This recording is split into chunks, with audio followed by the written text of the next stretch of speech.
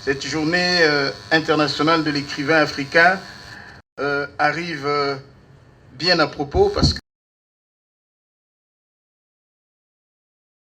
a remporté tout dernièrement des grands prix littéraires avec le Tanzanien Abdul Razak Gurna qui a remporté le prix Nobel de littérature 2021, avec le Sénégalais Mohamed Mbougar Sarr qui a remporté le prix Goncourt, et il y a en plus d'ailleurs dans le monde anglo-saxon un Sud-Africain qui a remporté un grand prix littéraire aussi.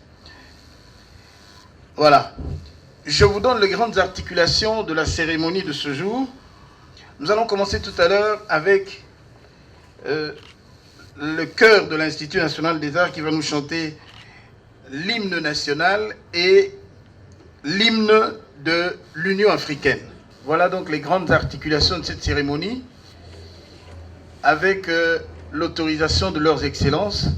Je vous prie de vous lever pour l'exécution des hymnes. Unis dans l'effort pour l'indépendance, unis au sang, c'est les opinions, Taïmano, Shindoto, Kakole, Kakitoko, Nakimia, Santa, Volondo, Larissa, Narito, Ricamoko, Yabakulu, Kulu Sange, Bebe, Toke, Molaki, Makumia, Satu, Chitalala, Dondo, Wabujita, Titi, Wakushila,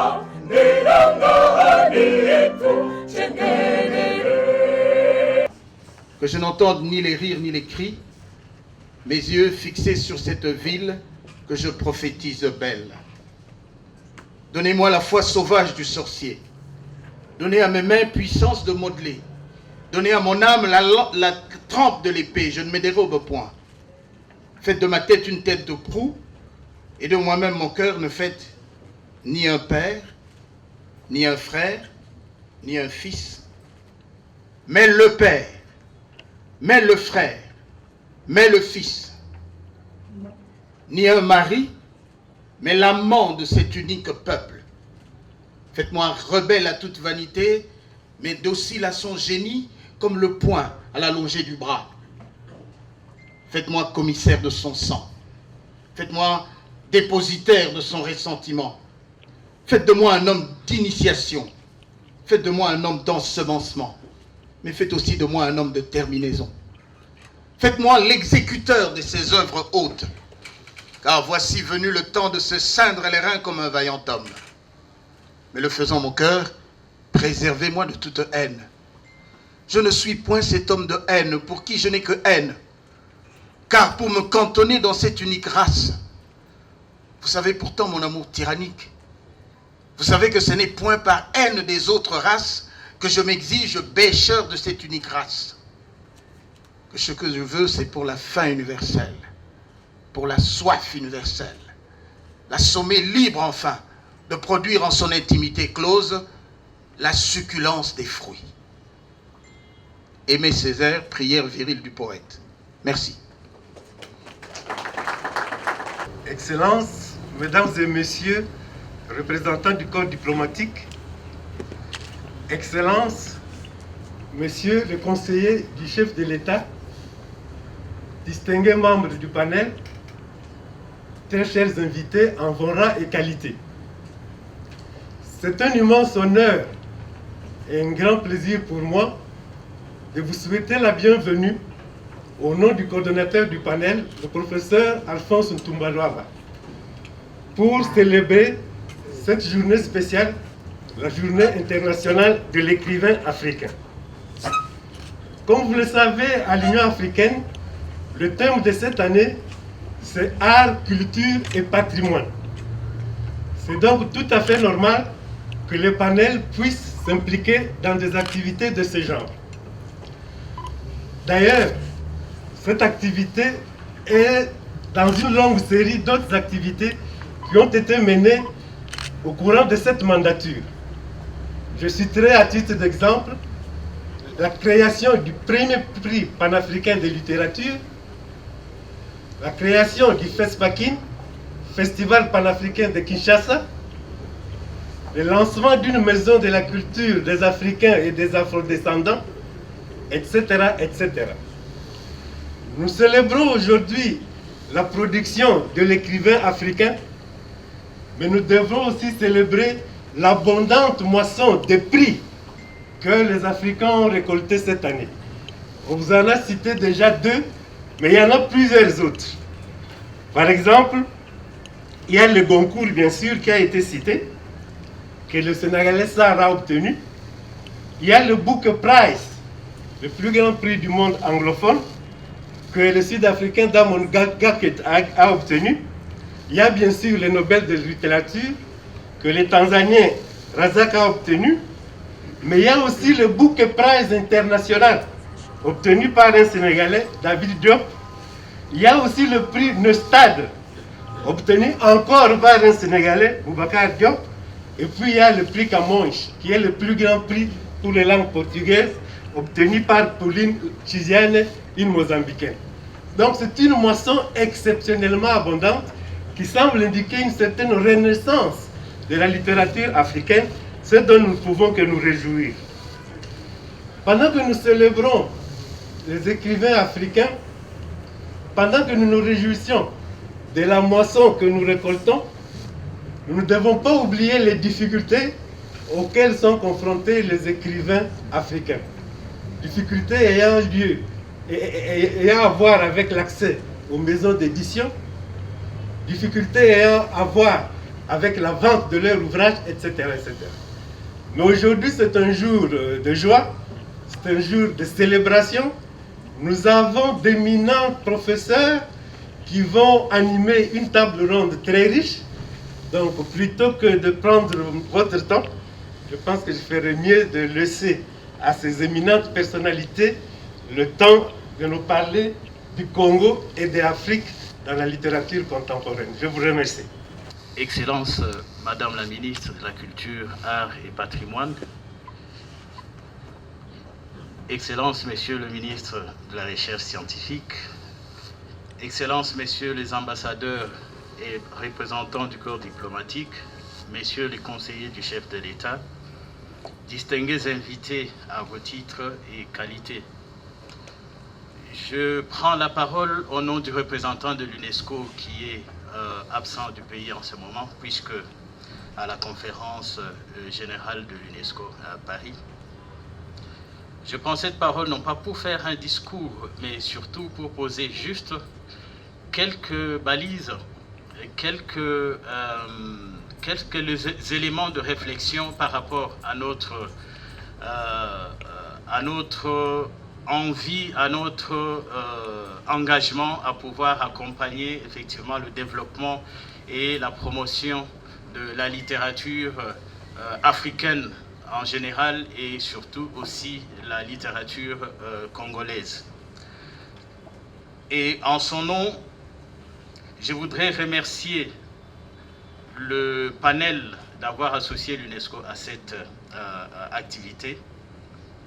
Cette journée consacrée à l'écrivain africain, dont nous célébrons aujourd'hui la 29e édition, a été créée en 1992 à l'initiative de l'Association panafricaine des écrivains.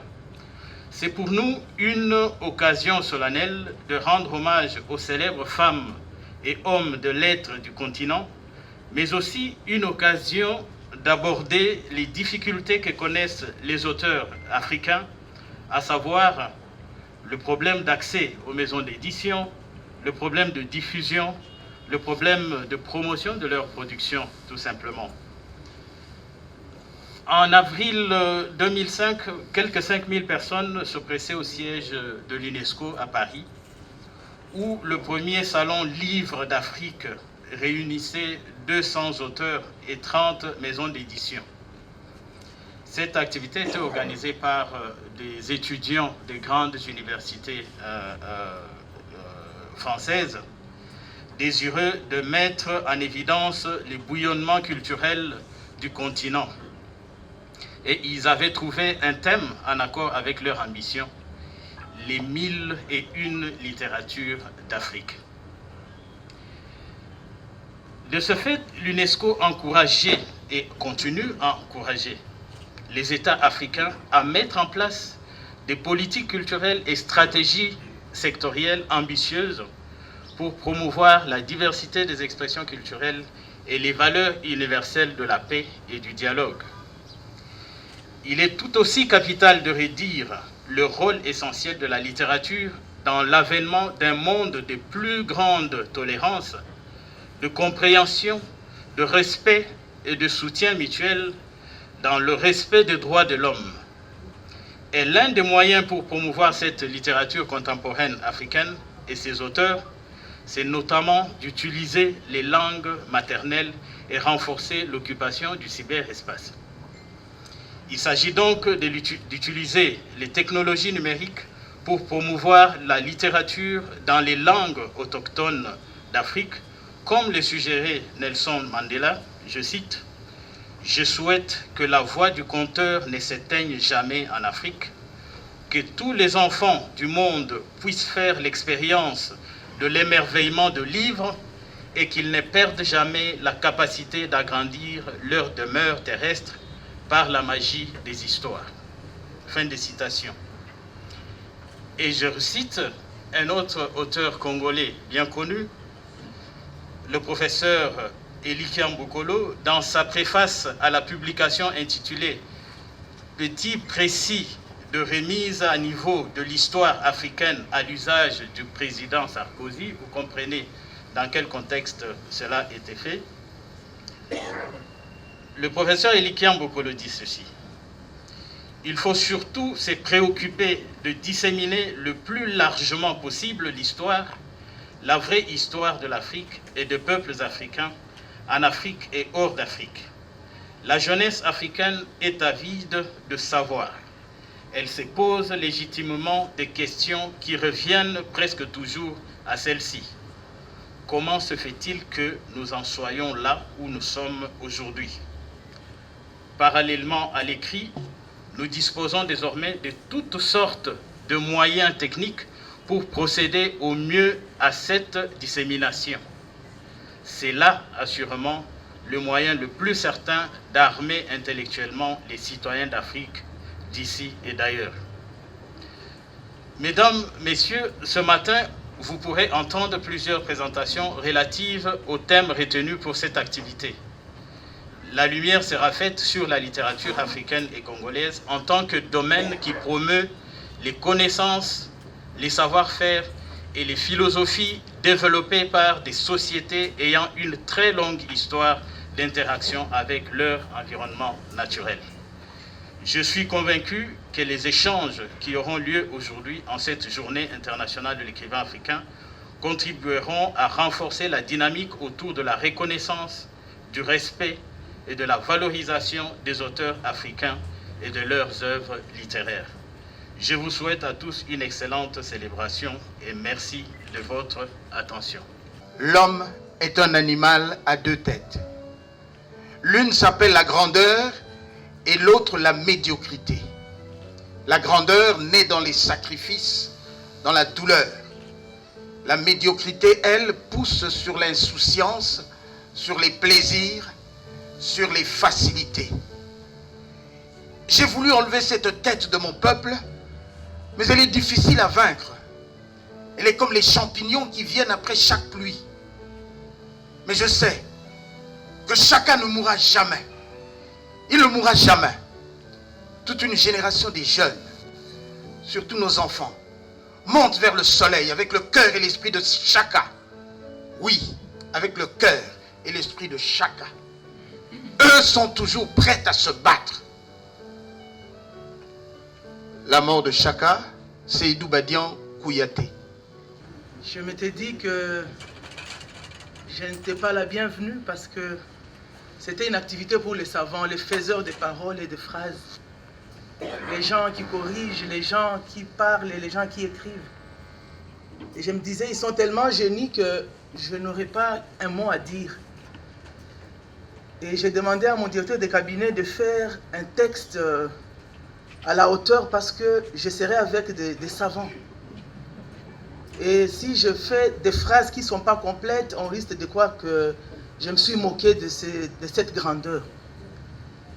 Et mon directeur de cabinet, c'est aussi un littéraire. Il m'a dit, les littéraires sont des personnes les plus simples et les plus abordables parce qu'ils parlent quand ils ont pensé, ils ont été inspirés. Alors je me suis dit, je vais m'inspirer de ce que je vais voir dans la salle. En entrant ici déjà, j'ai eu la frousse. Je voulais saluer tout le monde par un geste, mais je me suis retenu parce que j'essaie un peu de voir les regards pleins de français, d'anglais, des phrases correctement faites.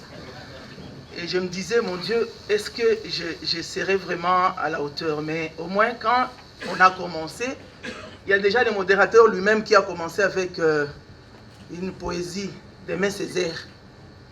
Et à chaque fois, il disait toujours des phrases. J'étais en train de trembler là-bas, mais je me dis, je suis quand même la patronne de la culture, je ne vais pas avoir peur jusqu'à l'infini. C'est ainsi que je me suis dit que je vous épargnerai vraiment de tout le protocole d'habitude, hein, parce que je n'ai pas encore maîtrisé cela. Mais au moins, je vais vous lire quelque chose que nous avons pu préparer. Je pense que ça va vraiment vous réjouir parce que ça sera à votre hauteur. Celui qui m'a précédé, c'est aussi celui de l'UNESCO. Il a vraiment parlé des textes des grands auteurs. Et je me suis dit, certainement, il y en a d'autres que nous n'avons jamais entendus parce qu'ils sont pleins. Mais c'est quand même une journée spéciale pour nous, les Africains. Et nous devons profiter pour marquer de notre présence dans cette salle d'un grand et d'un nouveau départ.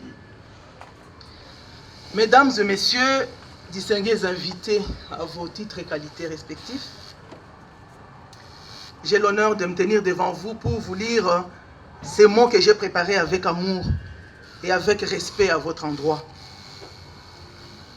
Le thème choisi par les célébrants nationaux de ces grands jours internationaux de l'écrivain africain est le Congo et l'Afrique dans la littérature contemporaine. Le moins que l'on puisse souligner à ce sujet est que le Congo et l'Afrique, comme thème des discours contemporains, ont connu un très grand progrès, disons quantitativement. Et je dirais tantôt pourquoi il nous faut battre en brèche la quantité par la qualité. Il y a peu, en effet, au lendemain des indépendances notamment, les écrivains africains étaient pratiquement à compter du bout des doigts. Tout le monde se rappelle bien, en effet, des Batonala. Batonala qui a écrit d'aventures ambiguës, d'enfants noirs ou encore des rouges et les sangs de noir ou de je ne suis pas un homme libre. S'hasarder à épingler les œuvres et les auteurs de l'heure virent de plus en plus vers un pari risqué, tant ils se comptent par millions, Google en faisant foi. Cette exponentiation quantitative ne concerne pas que les œuvres produites par des Africains sur eux et sur le monde. Elle concerne également les œuvres produites par les étrangers sur l'Afrique et les Africains, tant et si bien que se présenter comme chercheur ces jours, c'est faire d'abord preuve de concision et d'incision dans la sélection de la littérature disponible. Mesdames et messieurs, distingués invités, il est vrai qu'au lendemain de multiples accusations injustes concernant un peuple sans écriture, irréparable par ailleurs, les civilisations jadis stigmatisées se réjouissent d'un tel état croissant de la production littéraire par et sur elles. Cela ne suffit pourtant pas, la question qui se pose réellement étant des natures du narratif en cours. Rien qu'en l'interrogeant, ne fût-ce que superficiellement, on se rend compte que ces narratifs se structurent encore et toujours autour de la souffrance, des guerres d'agression ou d'exploitation, de maladies, en somme, des gros malheurs qui continuent à tacler notre continent et nos pays, hier tout comme aujourd'hui. Alors, les leitmotivs perdurent. Il nous faut changer du narratif. Je comprends par cela personnellement qu'il nous faut changer du contenu à notre littérature. C'est une littérature positive qui s'avère plus susceptible à booster notre fierté personnelle et collective et à changer notre regard sur le monde et de cette façon à les dominer à notre manière, c'est-à-dire à devenir par son intermédiation maître de nous-mêmes et de notre histoire. Et c'est cela la force insoupçonnée de mots qui sont l'arme par excellence de l'écrivain à l'occurrence. Mesdames et messieurs, distingués invités, au commencement était sans conteste le verbe, les mots, les discours. C'est par lui que nous comprenons et exprimons. C'est par lui que nous désignons et les dominons. C'est par lui que nous désensorcelons le monde des mystères et des peurs. C'est par lui que nous façonnons et sommes fascinés. Tant et si bien que le tout de notre passé et de notre présent et de notre futur en dépend largement. En nous rappelant cette mission ontologique et même performative des mots, j'invite ceux dont cela est le travail de les utiliser professionnellement et de s'évertuer désormais, aujourd'hui plus que jamais, à nous offrir un espace congolais, africain et pourquoi pas mondial, plus habité par la vie que par la mort, par la paix que par la guerre, par la fraternité que par le conflit. C'est sur cette invitation que je déclare en effet ouverte cette manifestation relative à cette journée internationale de l'écrivain africain. Je vous remercie.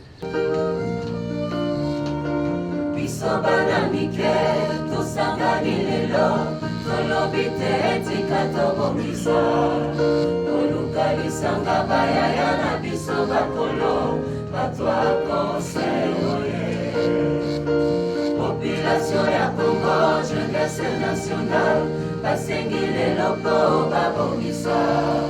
Babongisa Congo ezali nguya ya population, bakonzi bayokana batoyo. Batwa Congo oye, batwa Congo oye, batwa Congo oye, batwa Congo oye.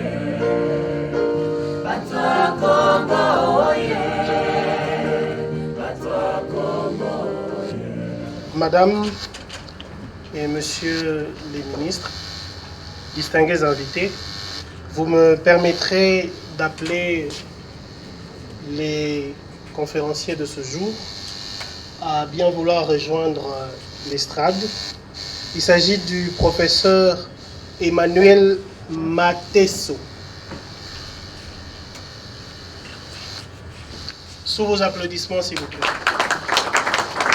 Je vous en prie. Ensuite, j'appelle le professeur Masega Bionzazu.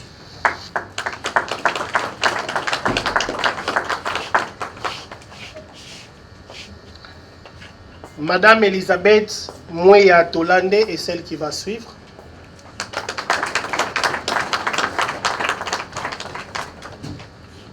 Enfin, celui qui est un tout petit peu, si pas beaucoup, notre hôte de ce jour, Monsieur le professeur Isidore Ndaïwel Ezien.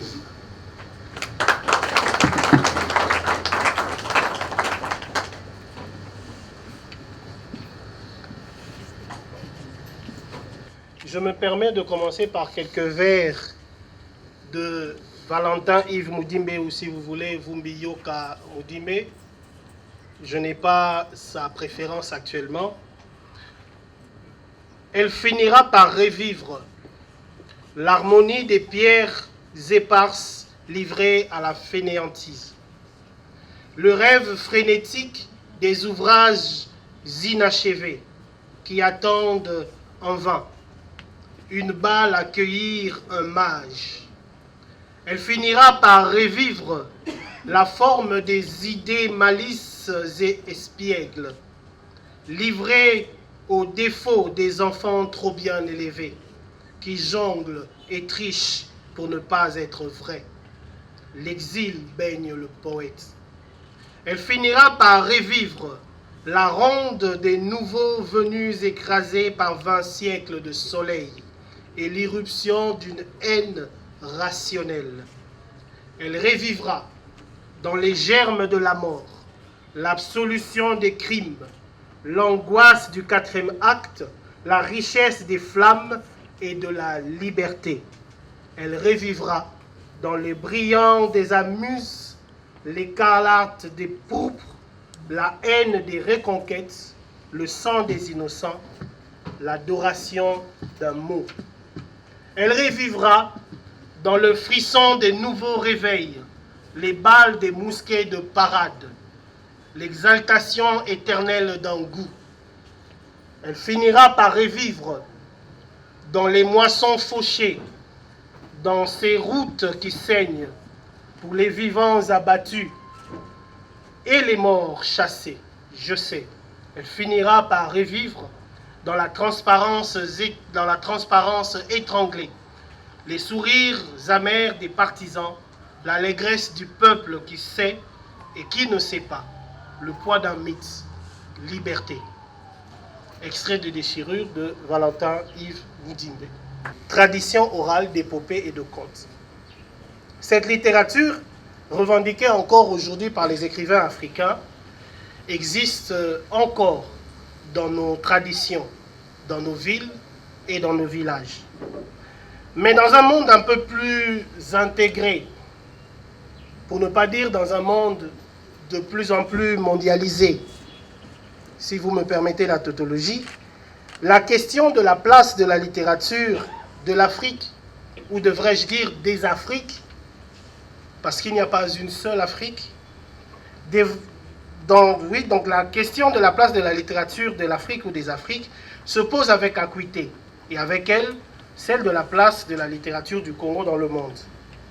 En une année particulière, vous avez entendu les exploits d'auteurs, d'écrivains africains qui vous ont été recensés ici, allant du prix Nobel au Booker Prize international, dans une année où on a pu voir l'Afrique être autant récompensée, on a évidemment apprécié les avancées de la littérature africaine dans la conquête du monde, mais également pu mesurer la marge qui reste à franchir pour que l'Afrique s'impose dans le monde comme un continent de conquête en littérature.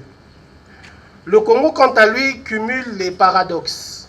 Grande nation reconnue pour sa richesse et sa diversité culturelle, terre de naissance d'écrivains de renommée mondiale, elle peine quelque peu à s'imposer sur les places fortes littéraires du monde, mais surtout à devenir elle-même, lui-même, le Congo, une place forte de la littérature. Pourtant, là aussi, des signes encourageants ont été perçus. Cette année, par exemple, le Congolais résident au Canada, Blaise Ndala, a remporté le prix Kuruma pour son roman Dans le ventre du Congo. Il s'agit tout simplement du premier Congolais à remporter ce prix qui existe depuis, si je ne me trompe pas, une quinzaine d'années. Il a remporté le même Blaise Ndala, un prix africain cette fois-là. Il s'agit du prix Ivoire. Nous pouvons aussi citer l'écrivain Yann Kémé qui a remporté le prix Sassine, qui est un prix africain organisé en Guinée. Et également l'écrivain Julio Badianzile qui a remporté le prix du court-métrage, qui est un prix français.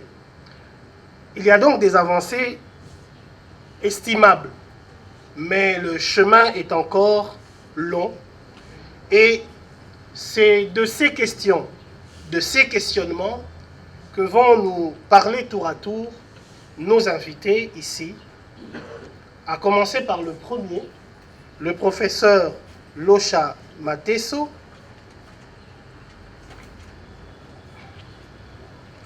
Le professeur Locha Mateso est poète. Il est auteur notamment du recueil Les Mers de Kolomani, paru en 2012, et du recueil Les Gifles du Vent, paru en 2015. Mais il est aussi enseignant, chercheur et critique littéraire. Et à ce titre, il a publié l'une des, si pas la première anthologie complète de la littérature africaine et sa critique, aux éditions du Cartalan en 1986. Professeur Locha Mateso va aborder la question, le thème intitulé « Aux sources d'une imagologie congolaise ». Il va certainement vous expliquer ce qu'on entend par imagologie. Je pense que, comme moi-même, certains d'entre nous ne connaissent pas le mot, mais nous avons la chance d'avoir un expert qui va nous entretenir sur ce sujet, qui rejoint le sujet général d'aujourd'hui, qui est le Congo et l'Afrique dans la littérature mondiale. Mesdames et messieurs, chers collègues, j'ai toujours l'habitude de rappeler une parole forte qui dit ceci: celui ou celle qui parle doit avoir pitié de ceux et celles qui écoutent. Je vais donc, fort de cette sagesse, avoir l'œil rivé sur ma montre pour utiliser de manière, disons, modérée le temps qui m'est imparti. Et monsieur le modérateur, si vous avez le sentiment que je commence à m'envoler, retenez-moi. Voilà, merci. À l'occasion donc de la journée de l'écrivain africain, il m'a semblé intéressant de dire un mot sur la façon dont ce pays, notre Congo, est représenté dans la littérature. C'est cela l'imagologie. La matière Congo est en effet un ferment de l'écriture. Et cela se vérifie, je vais me proposer de vous le montrer rapidement, dans la production littéraire congolaise, africaine et même mondiale. Alors, le public que vous êtes, un public averti, a déjà compris que par ce sujet, je touche à un domaine de la recherche universitaire.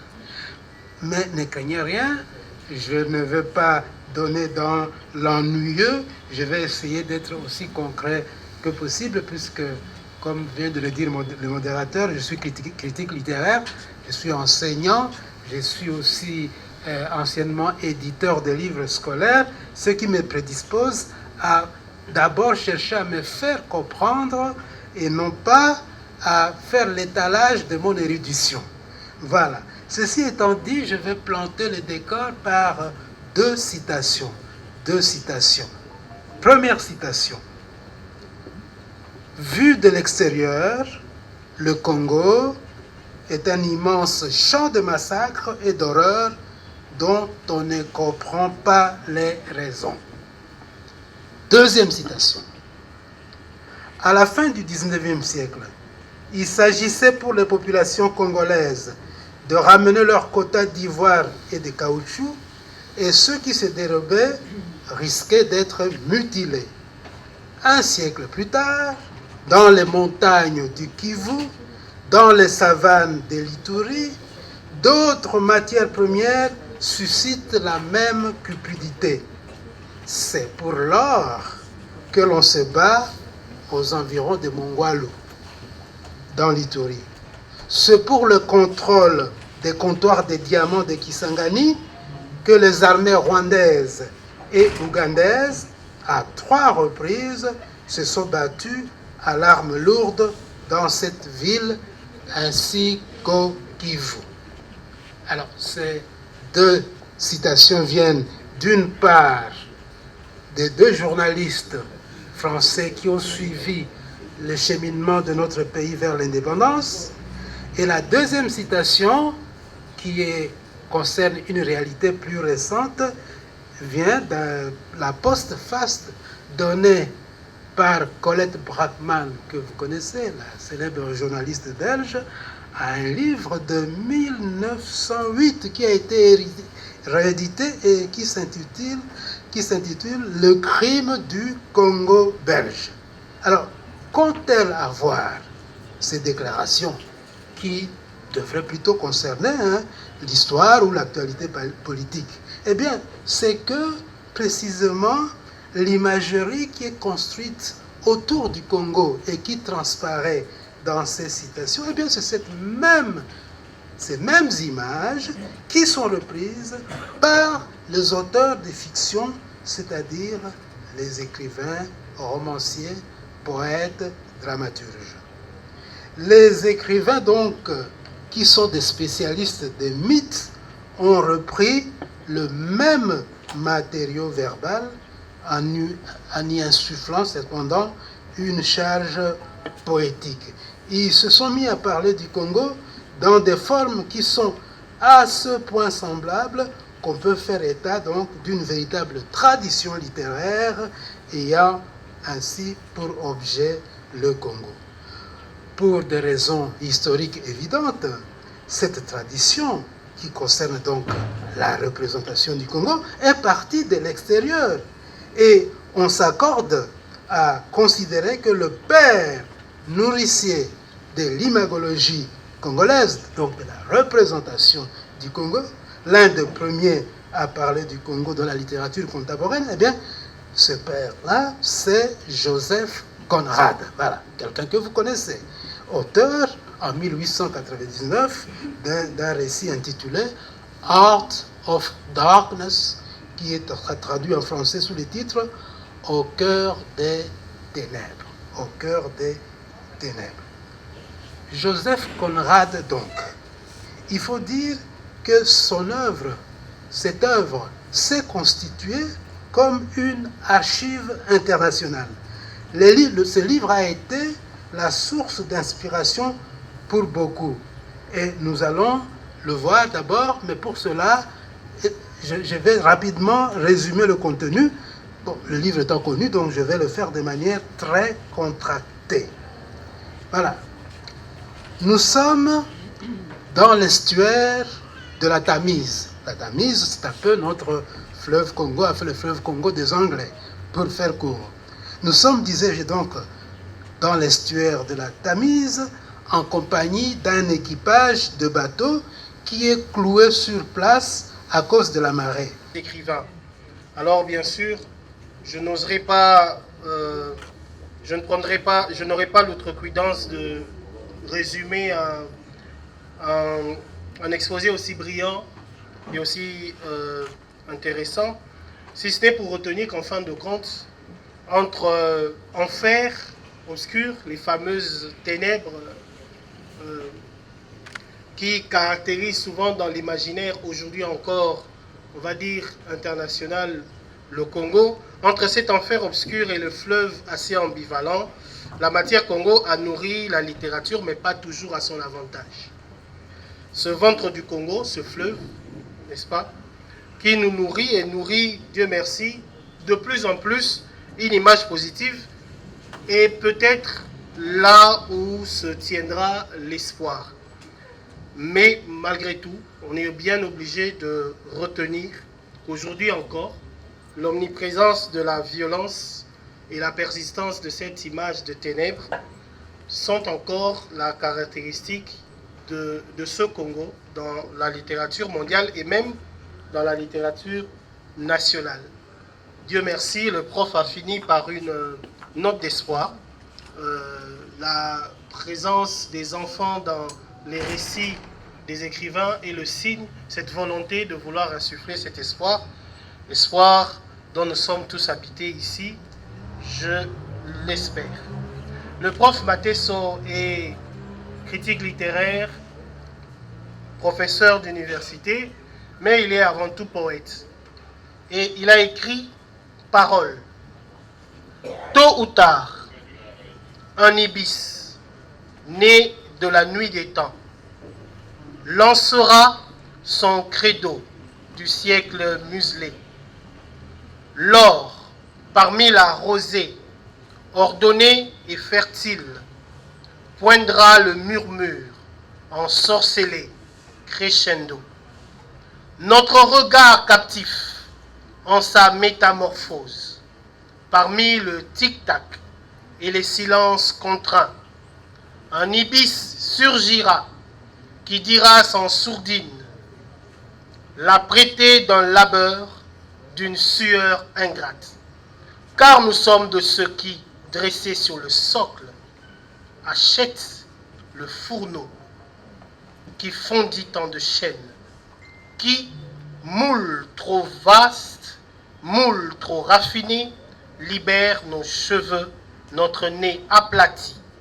Nous ne serons pas tiens en 100 ans de moulage. Un siècle de vernis changera-t-il jamais un boulalus en tigre? Un tigre en cercocèbe? Si tu es le cerveau de ce géant ténace, nous en sommes les chines et les bras et la force. Et il a été vainqueur de plusieurs prix littéraires importants, notamment l'un des tout premiers prix organisés ici au pays. En 1968, il était deuxième prix de poésie Sébastien Grosso, avec Somme première. Et en 68, premier prix du concours de poésie organisé par le Goethe Institut de la faculté de lettres de l'université Louvain. Donc le professeur Philippe Masega Bionzazu va nous entretenir sur le Congo, la penser et écrire le Congo et l'Afrique dans la littérature contemporaine. On se rend bien compte que c'est la suite, si on veut, du sujet initié par le professeur Locha Mateso. Mesdames et messieurs, membres du gouvernement, ils sont partis, mais j'avais un mot pour eux. Ils ne sont plus là, mais malheureusement. Mais je vais vous dire, chers amis, mesdames et messieurs, je commencerai mon petit propos par une anecdote et je terminerai ce petit propos également par une petite anecdote. Il y a une trentaine d'années, j'étais en charge du ministère de la Culture et des Arts. Et à l'époque, j'avais présenté un dossier au gouvernement. Et on venait de terminer la construction du Palais du Peuple et son aménagement. Et j'avais introduit un dossier pour demander que ce bâtiment, ce beau bâtiment, revienne au peuple congolais, au peuple, parce que c'était, je le voyais comme un haut lieu de culture. On pouvait présenter des extraits de récitals, de festivals, de musique, tout ça. Et dites-vous bien, j'ai même rêvé d'en faire un jour un opéra. Le Palais du Peuple se prêtait bien à tous ces rôles. Il m'a été répondu en plein conseil des ministres, M. Masega dit, mais vous en faites un peu trop avec votre culture. Est-ce que vous savez ce que signifie la culture? J'ai dit, non, dites-le moi, c'est quoi? Il m'a dit, écoutez, la culture, c'est ce qui reste quand on a tout oublié. Je ne réalisais pas la justesse de ce propos. Aujourd'hui, je le réalise. Mais je ne me suis pas découragé pour autant. Ici, là où nous nous trouvons, c'était un complexe commercial appartenant à une famille, la famille Lito, que vous connaissez. C'était un bâtiment qui était complètement arasé parce que tout le sous-sol, toute la cave était sous eau. Alors, j'ai changé d'idée, je suis présenté encore notre dossier au gouvernement pour demander que cet espace ici, que ce site soit attribué au secteur de la culture. Et justement, dites-vous bien, je pensais qu'ici, on pouvait bien faire déménager l'Institut national des musées qui squattait encore à ce moment-là, hein, la présidence. Il m'a dit, mais écoutez, mais vous connaissez la famille Lito, allez poser la question. Je suis allé voir la famille Lito, j'ai vu Georges de Bundu, que vous connaissez, qui était l'aîné, et il m'a répondu, non, mais moi je ne peux pas décider tout seul de cette affaire-là. Je vais me référer à la famille. C'est référé à la famille a dit niette. Ils ont perdu les 20 millions que le gouvernement voulait leur assigner pour l'achat de cet espace. Mais la justesse du propos que j'avais entendu la première fois, je le réalise ce matin. La culture, c'est ce qu'on a tout oublié, mais il y a quelque chose qui est resté. L'idée qu'à cet endroit, on peut bien construire un complexe. Et maintenant, l'Institut de musée revient ici. Mesdames et messieurs, si vous êtes heureux d'être ici, dans ce beau bâtiment, je suis parmi vous l'homme le plus heureux parce qu'il y a une trentaine, quarantaine d'années, j'ai rêvé de cela. Et je pense que vous n'êtes pas plus heureux que moi. Je pensais vous le dire. Mais là n'est pas le sujet de mon exposé. On m'a dit le thème qui a été donné, on ajoute deux verbes. Il faut écrire, penser, écrire le Congo et l'Afrique de la littérature congolaise, de la littérature contemporaine. Parlons-en rapidement. Il faut commencer par la base. Mais c'est quoi la littérature? Il faut qu'on se mette d'accord. On dit de parler, de penser le Congo et l'Afrique dans la littérature. Mais c'est quoi la littérature? Je ne vais pas entrer dans des définitions académiques, tout ça. Je vais simplement vous faire retenir ce que nous savons tous. La littérature, en fait, c'est l'ensemble d'œuvres, d'ouvrages qui constituent ce que nous appelons aujourd'hui les belles lettres. Toutes les lettres ne sont pas belles parce que toutes les lettres ne sont pas littérature. Et parce que tout écrit n'est pas littérature, et si, comme souvent je le dis, si tout écrivain est auteur, tout auteur n'est pas écrivain. Mais alors, c'est quoi exactement la littérature? Définition académique à part, je retiens deux paramètres qui peuvent nous mettre d'accord. Il y a trois éléments. La littérature peut se résumer par trois éléments. Le premier, c'est ce que j'appelle la finalité. Le second, c'est la visée. Et le troisième élément, je donne le nom de pérennité. Qu'est-ce que c'est que la finalité? L'œuvre d'art, la littérature, elle est conçue essentiellement pour le plaisir. C'est la finalité première de la littérature, de l'œuvre d'art. Plaisir pour le sens, plaisir pour l'âme, le plaisir pour l'esprit. Et l'écrivain qui prend son stylo pour écrire, il ne pense pas à nous, il ne pense pas à vous, il ne pense pas écrire pour nous, il écrit d'abord pour lui-même. On se trompe souvent en disant qu'il écrit pour nous. Non, ça, c'est pas vrai. Comme disait un grand spécialiste de littérature, Michel Rifater, il disait, le public et la société, nous sommes que des succédanés, nous sommes des remplaçants. Le plaisir qu'il sent, il l'a senti, et quand il a fini d'écrire son livre, le livre est terminé, la littérature est faite. Nous le recevons par accident. Mais il n'a pas écrit pour nous, en réalité. Mais ce ne serait pas intéressant si l'écrivain ne devait écrire que pour lui-même et pour se faire une espèce de dilettante, une espèce de paresseux qui irait polissonner au bord de l'eau, oh mon cœur, oh ma maison, ceci, cela. Ça n'aurait aucun intérêt pour nous. Il y a le fait qu'il y a le second aspect, justement, qui définit la littérature, c'est la vision, la visée. J'ai bien utilisé un terme qu'un grand critique, un grand sémiologue russe, Jacobson, appelle la visée. Il appelle ça en allemand die Einstellung, la visée. L'écrivain, quand il pense à plume, il écrit parce qu'il a une visée. Il a un besoin, il a quelque chose qu'il veut nous dire. C'est quelque chose qu'il veut nous dire, mais il veut l'atteindre.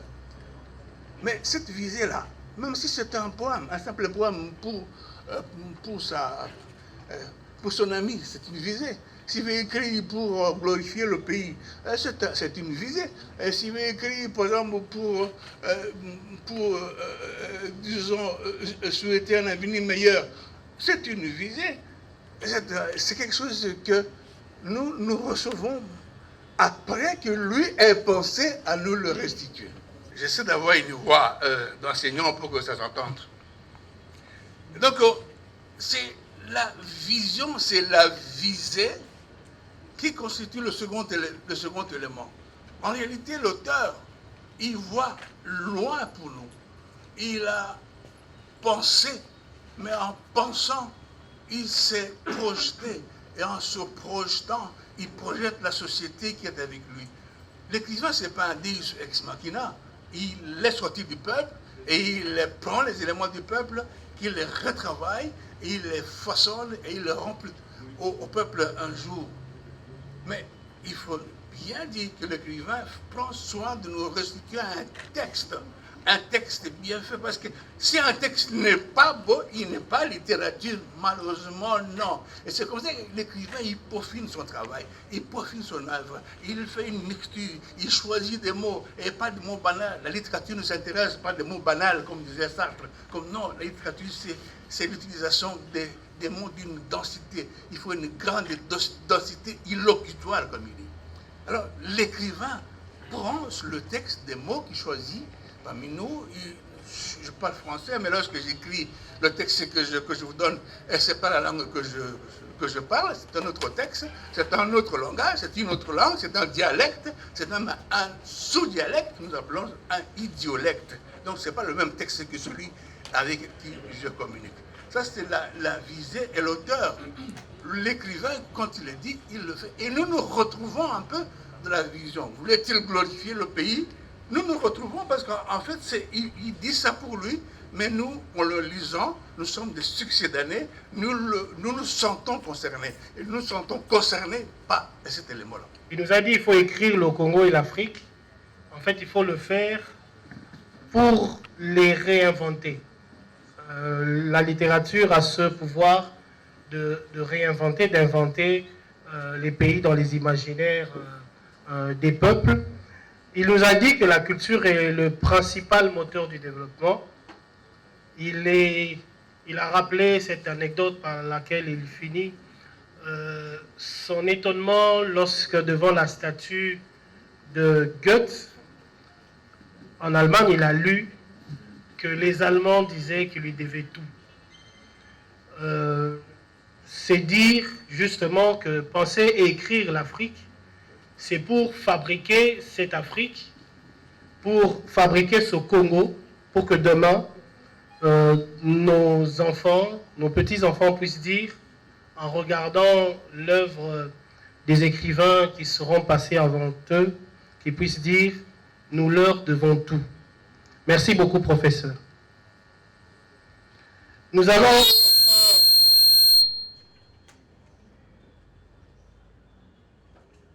enfin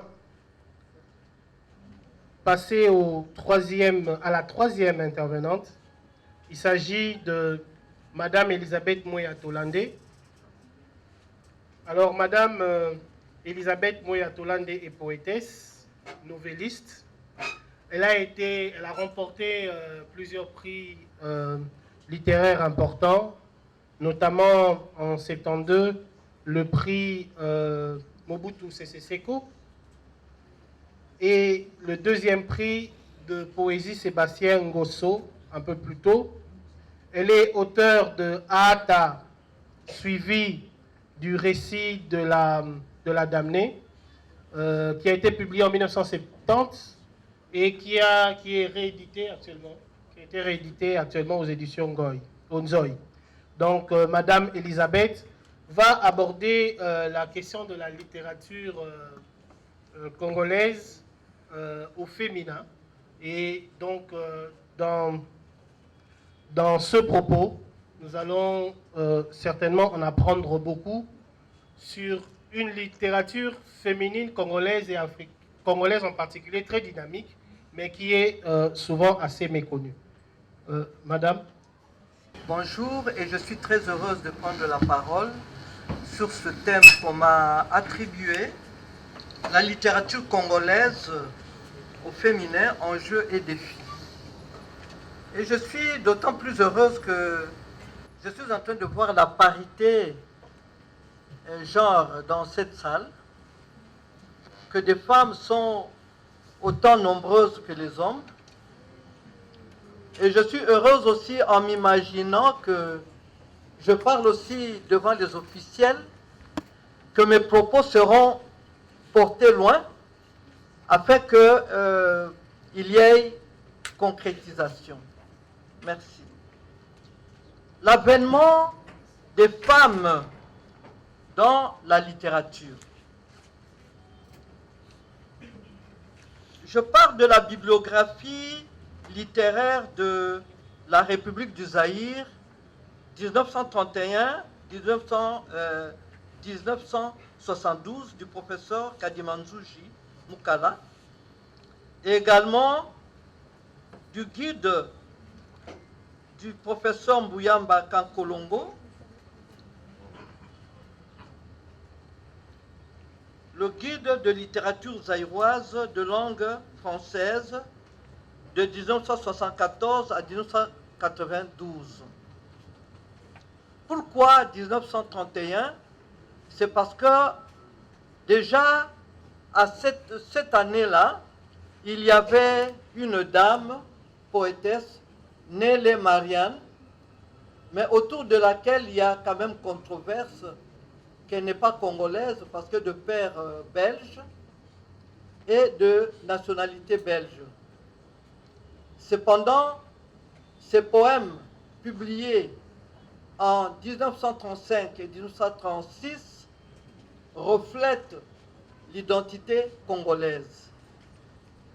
Donc, partant de là, nous pouvons maintenant situer l'avènement des écrivaines congolaises indépendamment de Nélé Marianne. Et donc, en fait, Kadimanzouji fait mention de 4 femmes parmi les 40 auteurs répertoriés alors. Il s'agit de Clémentine Faïk Nzouji Madia, de Marie-Eugénie Pongo, qui est dans la salle, de Caroline Nzouji Balekabamba et d'Elisabeth Moya Tolande. Alors plus tard, le professeur Kankolongo Mbouyamba, lui, il fait mention de 8 femmes. Donc 4 femmes se sont ajoutées. Vous voyez quand même l'écart. 4 femmes, Botuli Bolumbu Ikole Yvonne Marie-Claire, dont on n'entend plus parler, Libambu Mutato, Muteke Ngoy, Christine Kalonji. Soit 30% sur 62 écrivains dans l'ensemble répertorié par le professeur Mbouyamba Kankolongo. En 2020, le département des lettres et civilisations françaises de l'UNIKIN a apporté des données supplémentaires par sa publication Les écrivains du Congo, un numéro spécial, précisément le numéro 3 de la revue pluridisciplinaire d'études francophones. Sur un total de 62 écrivaines répertoriées dans le genre roman, nouvelle, poésie et théâtre, donc ce manuel a ajouté 7, donc a pris en compte aussi, sur les anciennes, les 8, a pris en compte 7, laissant tomber une Libambu Mutatu. Mais elle a ajouté, cette publication, 11 nouvelles écrivaines qui ont publié entre 1979 et 1995, élevant ainsi le nombre total des anciennes écrivaines à 20, en ajoutant Claire Mbouyi Banza, qui n'a pas été répertoriée, auteur de « Et la femme sauvera l'homme », qui a paru aux éditions Baobab en 1994.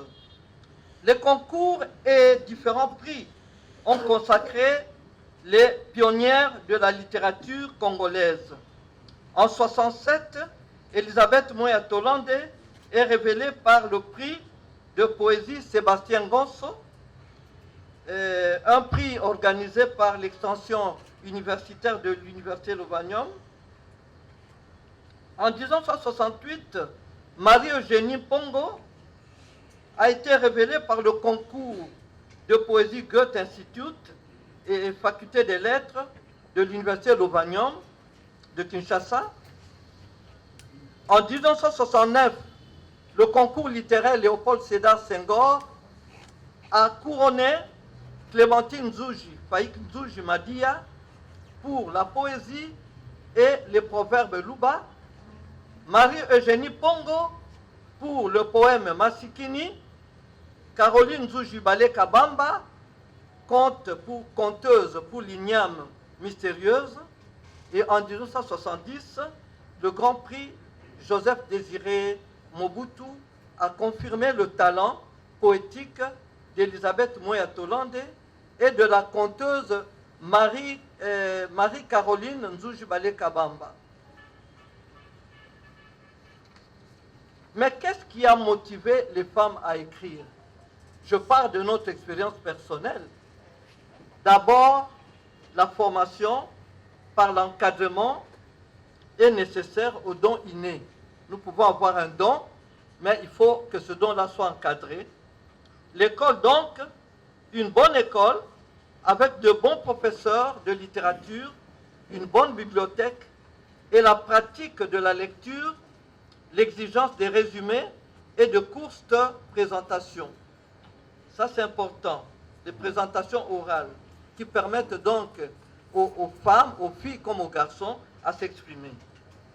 Mais aussi le cercle culturel de la Pléiade du Congo, initiative de la poétesse Clémentine Nzouji, entourée d'un groupe de jeunes écrivains, dont le professeur Philippe Masegabio, ici présent, donc étudiant de l'Université Lovanium de Kinshasa, qui avait été un espace de rencontres et d'échanges, un véritable stimuli pour l'inspiration, et cet espace a contribué à l'émergence des universitaires dans la littérature, premièrement poétique.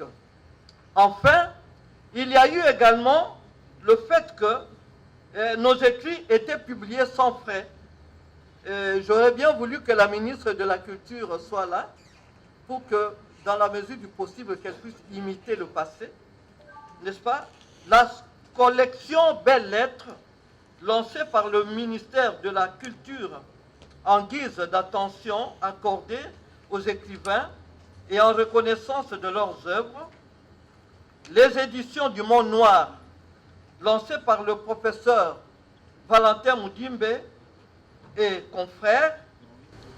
Je suppose que le professeur Philippe Masegabio et les Chiralura et les Gabim Soumaïli ont été aussi à côté du professeur Valentin Moudimbe.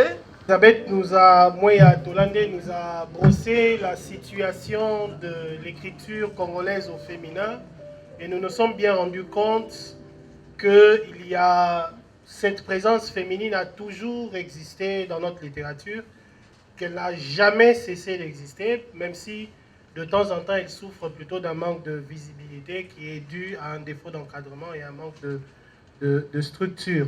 Mais il y a toujours eu, et on l'espère, on le sait, il y aura toujours cette voix féminine qui est très importante pour la littérature. Madame Elisabeth Moya-Tolande, que vous avez suivie, est l'auteur de ces magnifiques vers qui font partie des vers les plus beaux de notre littérature, Cris perdus. Ce soir, un souvenir du sang sur l'eau. Le souvenir du sang sur l'eau. Le sang rouge et gras de mes frères. Le souvenir des corps délaissés sur la place déserte. À la fin des chacals et des aigles. Le souvenir des enfants égarés sur la berge, encore rouge du sang frais des innocents. Le souvenir d'un petit être jeté comme un paquet dans le fleuve au remous écarlate. Extrait de Remous de feuilles, comme on l'a dit, recueil de poésie primé par le prix Mobutu Sese Seko, je pense.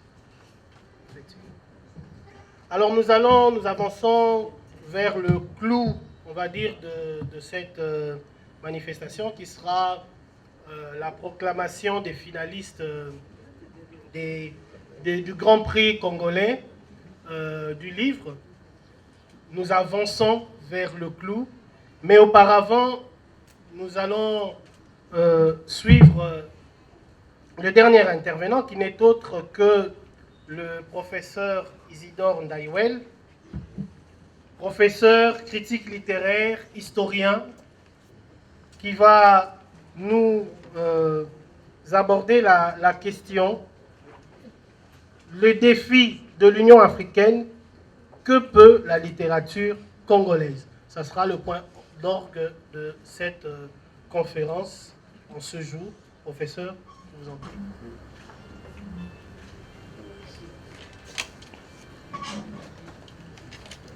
Mesdames et messieurs, bonjour. Je sais que vous êtes fatigués et je vais être bref. Les défis de l'Union africaine, que peut faire la littérature? Il faut d'abord qu'on se mette d'accord sur les défis de l'Union africaine. De quoi s'agit-il? Les défis de l'Union africaine, c'est bien simple. C'est tout simplement la construction de l'Union pour le bien-être des populations africaines. Et j'aimerais dire pour le bien-être des populations des Afriques. Parce que si sur le continent, nous avons 5 régions, il y a toujours la 6e région que constitue la diaspora. Je voudrais surtout dire que nous sommes en présence des grandes intuitions qui datent de très très longtemps. Au niveau des Afriques, nous avons vécu les mêmes intuitions, les mêmes grandes intuitions, qui se résument d'ailleurs en 2 parties. Le combat pour la dignité de l'homme et de l'homme noir, et deuxièmement, le combat dans la solidarité pour le bien-être de ces populations. Ce qui est intéressant à constater, c'est que depuis le début du XXe siècle, de manière discontinue, j'insiste, de manière discontinue, sans interruption, les Africains d'ici et d'ailleurs ont toujours vécu sous ces mêmes pulsions. Pour rappel, je vais aller vite, vous savez que la première conférence panafricaine a eu lieu en 1900. Ensuite, ça a été suivi par le premier congrès. C'était d'abord conférence panafricaine et ensuite le premier congrès panafricain, 1919. Deuxième congrès en 1921. Deuxième congrès, c'est très important. Congrès qui s'est déroulé de manière continue entre Londres, Paris et Bruxelles, et où pour la première fois nous avons eu un Congolais qui a pris part à ce congrès. C'était donc Panda Farnana. Il y a eu le 3e congrès, Londres-Lisbonne en 1923, le premier congrès, le 4e congrès à New York en 1927. Voilà, cela s'est continué. Et entre-temps, il y a eu d'autres articulations, mais de la même intuition. La naissance de la négritude, avec la revue Défense, Légitime Défense en 1932. Et entre-temps, il y a eu en 1946 le 5e congrès panafricain à Manchester. 1959, le premier congrès des artistes et écrivains noirs à Paris. 1958, la conférence des États indépendants d'Afrique, organisée à Accra par le jeune président Nkrumah, la même année où il a organisé peu après la conférence des peuples africains, conférence des peuples africains à laquelle avaient pris part, comme vous le savez, quelques Congolais, notamment notre héros national, Patrice Emery Lumumba. Donc, le premier congrès des écrivains artistes noirs, en fait, c'était, je me suis trompé tout à l'heure, c'était en 1956 à Paris, mais en 1959, c'était le deuxième congrès à Rome. Bref, voilà, il y a une continuité. Pendant tout le siècle, il y a eu toujours ces réunions. On peut même continuer. En 1966, il y a eu le premier festival mondial des arts nègres. Le Congo était représenté, les hommes des lettres, les hommes et femmes des lettres congolais étaient représentés par Clémentine Faye-Nzouji, qu'on a cité tout à l'heure. 1977, le deuxième festival à Lagos mondial des arts nègres, moi-même j'y ai pris part, etc. Donc nous avons toujours vécu dans cette grande intuition. C'est cette intuition qu'il faut d'abord saluer, parce qu'en cette matière, nous avons fait plus que l'Europe. Parce que l'intuition pour que l'Europe pense à un regroupement, vous le savez bien, c'est à partir de là. Nous sommes dans une Union africaine où il n'existe même pas un commissaire chargé de la culture. Ça n'existe pas. Le commissaire de la culture, c'est celui qui s'occupe des questions sociales. Donc nous inscrivons même dans le paysage institutionnel le fait culturel de la littérature. Un prix censé être remis en marge du sommet, des sommets des chefs d'État. C'est une manière d'aller plus loin et de faire en sorte que cet élément reste. Et donc, au-delà de ce défi institutionnel, il y a bien sûr le fait de l'incitation. Toujours d'évancer l'Afrique politique dans les sillons d'une intuition exceptionnelle qui date de plus d'un siècle, alors que les États africains en eux-mêmes n'existaient pas encore pour la plupart.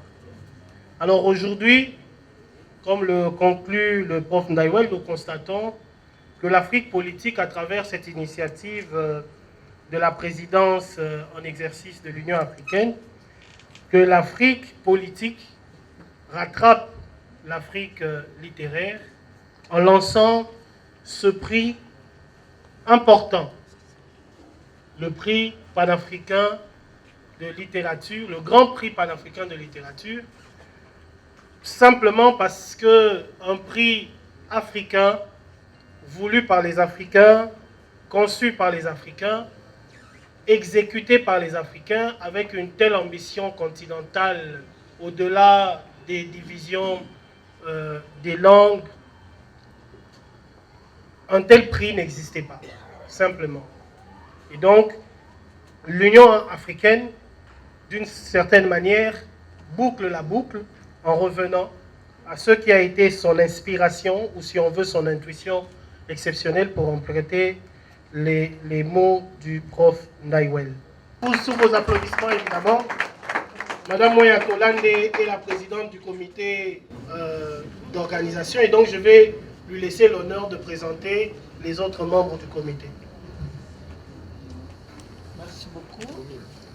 Donc, le vice-président n'est pas là, Gabriel Soumaïli, le professeur Gabriel Soumaïli n'est pas là. Et nous avons le professeur Abbé, n'est-ce pas, qui n'est pas là non plus. Et enfin, le secrétaire général. C'est ça, hein? Le secrétaire général qui est là à côté de moi. Donc, Monsieur Biya, comme on l'appelle généralement, le président de l'Association des écrivains du Congo. Et il a toute une équipe qui va avancer maintenant pour le rejoindre. C'est l'équipe, donc le secrétaire général, qui a maintenant son secrétariat. Et ils sont là.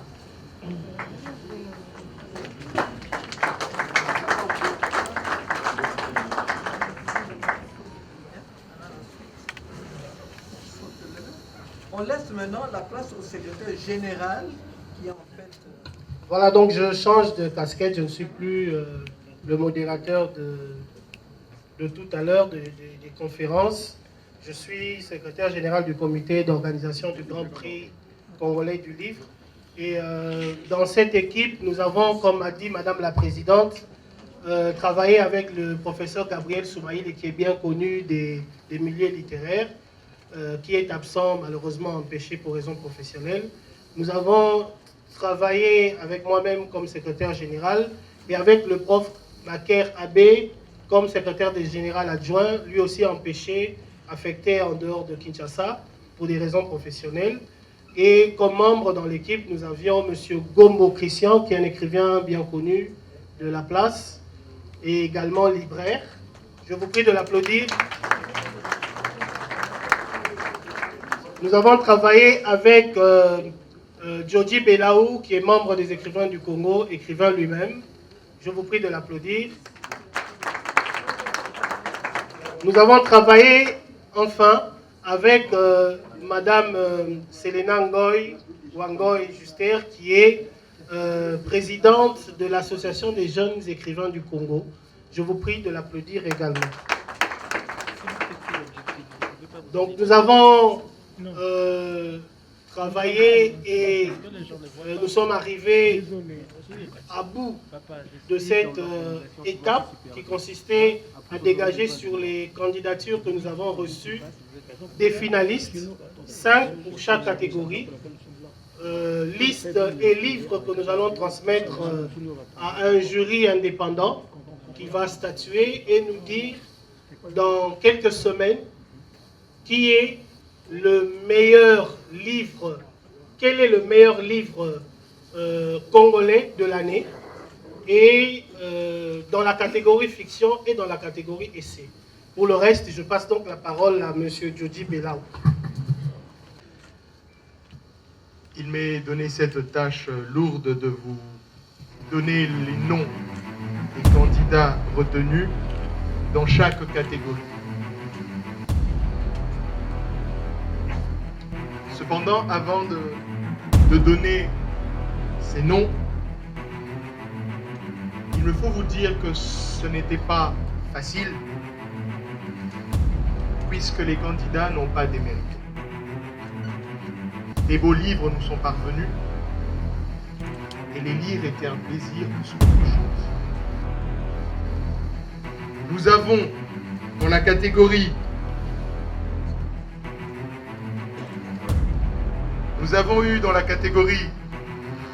fiction 26 livres. Voilà pourquoi je m'en vais remercier les lecteurs qui n'ont pas démérité. En dépit des multiples occupations, ils se sont donné la peine et surtout le temps de lire et de bien lire chaque livre. 26 livres dans la catégorie fiction et 14 livres dans la catégorie essai. Sur les 26 livres de la catégorie fiction, 5 livres ont été retenus. Donc 5 auteurs. Le nom des auteurs ainsi que le livre. Catégorie fiction, il y a Raïs Ntinabao. Titre: L'ancien, l'intègre et l'étranger. Raïs est de Kinshasa. Sous vos applaudissements. Nous avons Ntambwa Mampwele Elvis. Le livre Makila. Ntambwa vit en France. Sous vos applaudissements. Nous avons Mapanga Babi. Le livre Boania. Babi vit à Kinshasa. Sous vos applaudissements. Nous avons Sosten Moba Kawen. Le livre Rendez-vous à Matadi. Sosten vit à Kinshasa. Sous vos applaudissements.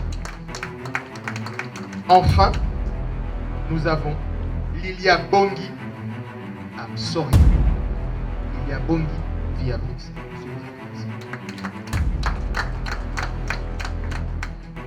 Catégorie essai.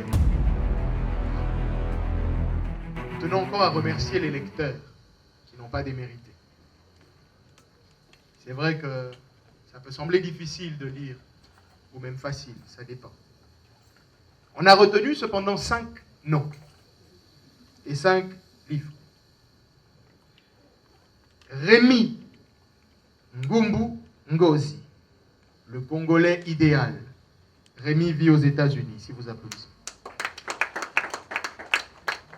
Kadima Longsha, moins responsable. Kadima vit à Kinshasa, sous vos applaudissements. Richard Epombo Bolika, Vitaïmana, un frein au développement du football en RDC. Il vit à Kinshasa, sous vos applaudissements.